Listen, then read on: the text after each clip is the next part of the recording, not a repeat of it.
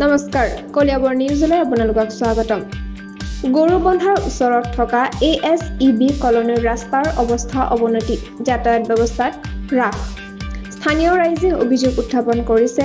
এই ৰাস্তা দীৰ্ঘদিন ধৰি ভগ্ন অৱস্থাত আছে ৰাস্তাটোৰ কেঁচা অৱস্থা গভীৰ গাঁত আৰু কণাৰে ভৰা পথত আজি একো বাহনে চলাচল কৰিব পৰা নাই বিশেষকৈ বৰষুণৰ দিনত ৰাইজৰ কষ্ট অধিক বৃদ্ধি পাইছে বাছ বাহন ৰিক্সা অটো কোনোৱেই চলিব পৰা নাই ৰোগীক চিকিৎসালয়লৈ লৈ যোৱাটো এক দুৰূহ কাৰ্য হৈ পৰিছে স্থানীয় ৰাস্তা সংস্কাৰৰ দায়িত্বত থকা বিভাগীয় কৰ্তৃপক্ষেও এই ক্ষেত্ৰত সম্পূৰ্ণ নিৰ্লিপ্ত ৰাইজে কৈছে এতিয়া কোনো সংস্কাৰৰ কাৰ্য নালাগিলে আগন্তুক দিনত যাতায়াত সম্পূৰ্ণ বন্ধ হৈ পৰিব এই দুৰ্দশাগ্ৰস্ত ছবি গৰুবন্ধাৰ ওচৰৰ ASEB কলনীৰ